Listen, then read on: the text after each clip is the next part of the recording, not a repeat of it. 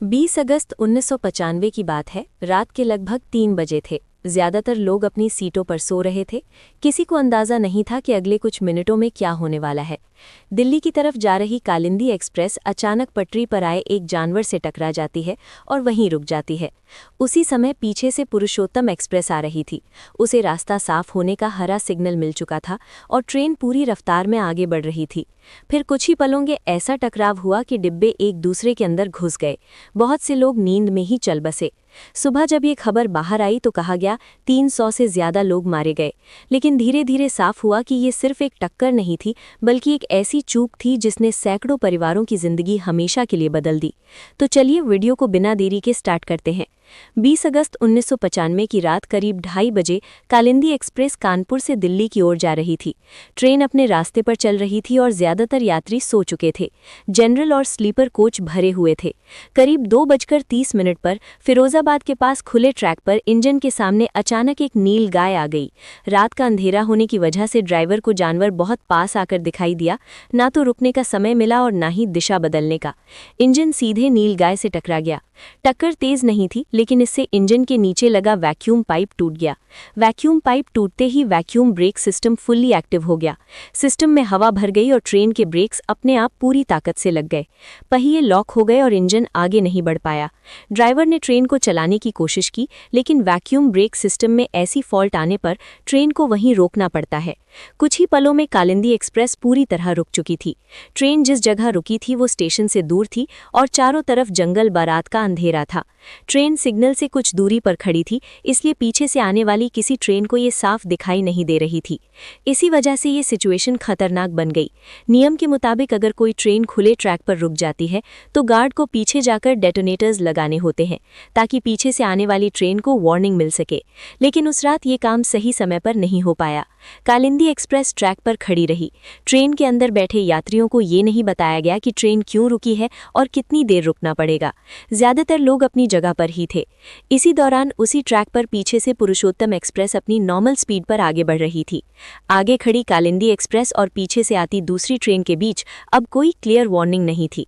यहीं से हालात उस दिशा में बढ़ने लगे जहां कुछ ही मिनट बाद ये रुकावट एक बड़े और भयानक हादसे में बदलने वाली थी। कालिंदी एक्सप्रेस के रुकने के बाद सबसे जरूरी बात थी पीछे से आने वाली ट्रेन को समय रहते रोकना। इसके लिए नियम बना हुआ है कि गार्ड पीछे की दिशा में जाकर डेटोनेटर्स लगाए, ताकि आने वाली ट्रेन को वार्निंग मिल सके। लेकिन उस रात ये वार्निंग सही समय पर नहीं मिल पाई। नतीजा ये हुआ कि पीछे से आने वाली ट्रेन को ये जानकारी नहीं थी कि आगे ट्रैक पर एक ट्रेन खड़ी है। इसी समय फिरोजाबाद स्टेशन के वेस्ट कैबिन में स्विचमैन ड्यूटी पर था।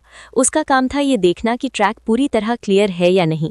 उसे ये कंफर्म करना था कि कालिंदी एक्सप्रेस उस सेक्शन से निकल चुकी है, लेकिन उसने ग्राउंड लेवल पर जाकर चेक नहीं किया। उसने मान लिया कि ट्रेन आगे बढ़ चुकी है, जबकि असल में ट्रेन अभी भी उसी ट्रैक पर खड़ी थी। बिना सही कंफर्मेशन के स्विचमैन ने पीछे से आ रही पुरुषोत्तम एक्सप्रेस के लिए ग्रीन सिग्नल दे दिया। ग्रीन सिग्नल का मतलब होता है कि आगे रास्ता पूरी तरह साफ है, लेकिन यहाँ रास्ता साफ नहीं था। इसके बावजूद सिग्नल दे दिया गया। उस समय कोई ऑटोमेटिक सिस्टम मौजूद नहीं था जो खुद डिटेक्ट कर सके कि ट्रैक पर ट्रेन खड़ी है। पूरा सिस्टम इंसान की जानकारी और फैसले पर ही निर्भर था। ग्रीन सिग्नल मिलने के बाद पुरुषोत्तम एक्सप्रेस के ड्राइवर को यही लगा कि आगे कोई प्रॉब्लम नहीं है। उसने ट्रेन को नॉर्मल स्पीड पर चलाना जारी रखा। उसे ये पता नहीं था कि कुछ ही दूरी पर एक ट्रेन ट्रैक पर रुकी हुई है। सिग्नल सिस्टम ने उसे कोई डेंजर नहीं दिखाया, इसलिए ड्राइवर को रुकने या स्पीड कम करने की कोई वजह नहीं लगी। अब हालात ऐसे बन चुके थे कि एक ट्रेन ट्रैक पर खड़ी थी और उसी ट्रैक पर पीछे से दूसरी ट्रेन आगे बढ़ रही थी। दोनों के बीच ना कोई क्लियर वार्निंग थी और ना ही कोई सिस्टम जो इस गलती को अपने आप रोक सके। यही वो पॉइंट था जहां से ये मामला सिर्फ एक ह्यूमन मिस्टेक नहीं रहा, बल्कि एक बड़े हादसे की तरफ बढ़ गया। रात के ठीक 2:54 पर पुरुषोत्तम एक्सप्रेस उसी ट्रैक पर आगे बढ़ रही थी। ड्राइवर को पहले ग्रीन सिग्नल मिला हुआ था, इसलिए उसे यही लगा कि आगे रास्ता साफ है। ट्रेन अपनी नॉर्मल स्पीड पर चल रही थी। अंधेरा था और ट्रैक सीधा था, इसलिए सामने खड़ी किसी ट्रेन का अंदाजा लगाना मुश्किल था। कुछ ही दूरी बची थी कि अचानक ड्राइवर की नज़र आगे एक लाल सिग्नल पर पड़ी। ये वही सिग्नल था जो कालिंदी एक्सप्रेस के पास लगा हुआ था। उस पल ड्राइवर को समझ आ गया कि आगे कुछ गलत है। उसने तुरंत इमरजेंसी ब्रेक लगाया। टकराए। ब्रेक लग गए लेकिन ट्रेन बहुत भारी थी और दूरी बहुत कम थी। इतनी स्पीड में ट्रेन को वहीं रोकना पॉसिबल नहीं था। कुछ ही सेकंड बाद पुरुषोत्तम एक्सप्रेस पूरी ताकत से पीछे से कालिंदी एक्सप्रेस में जा घुसी। टक्कर इतनी जोरदार थी कि आगे के डिब्बे अंदर की तरफ घुसते चले गए। इसे टेलीस्कोपिंग इफेक्ट कहा जाता है, जहां एक डिब्बा दूसरे डिब्बे के ऊपर चढ़ जाता है। जनरल कोच सबसे ज्यादा दब गए। जिन डिब्बों में लोग सो रहे थे वे अचानक पिचक गए। टक्कर के बाद लोगों को समझने का मौका तक नहीं मिला कि हुआ क्या है। कई लोग उसी पल मारे गए, कई लोग सीटों, दीवारों और लोहे के बीच फंस गए। चारों तरफ अंधेरा था, डिब्बों के अंदर धूल और धुआं भर गया। लोग मदद के लिए चिल्ला रहे थे लेकिन आसपास कोई तुरंत मदद नहीं थी। कुछ यात्रियों ने बाद में बताया कि टक्कर के समय उन्हें ऐसा लगा जैसे ट्रेन हवा में उठ गई हो। कई डिब्बे एक दूसरे के ऊपर चढ़ चुके थे। जिन हिस्सों पर सीधी टक्कर हुई थी वहां नुकसान सबसे ज्यादा था। खासकर जनरल कोच में हालात बहुत खराब हो गए। पुरुषोत्तम एक्सप्रेस में आर्मी के जवान और यंग प्लेयर्स भी सफर कर रहे थे। टक्कर के बाद कई डिब्बों में अफरा तफरी मच गई। लोग अपने परिवार वालों को ढूंढने लगे, कोई बाहर निकलने की कोशिश कर रहा था। 2:54 की ये टक्कर कुछ ही सेकंड में सैकड़ों जिंदगियों को बदल चुकी थी। टक्कर के बाद पूरी रात हालात बहुत खराब रहे। जगह जंगल के बीच थी, इसलिए मदद तुरंत नहीं पहुंच सकी। सुबह होने पर रेलवे के लोग, प्रशासन, सेना और स्थानीय लोग मौके पर पहुंचे। इसके बाद रेस्क्यू वर्क शुरू हुआ। कई डिब्बे बुरी तरह पिचक चुके थे, इसलिए लोगों तक पहुंचने के लिए गैस कटर से कोच काटे गए। कई जगह एक एक आदमी को निकालने में घंटों लग गए। कुछ लोग जिंदा थे लेकिन बुरी तरह फंसे हुए थे, जबकि कई लोगों की मौत मौके पर ही हो चुकी थी। घायलों को आसपास के अस्पतालों में भेजा गया।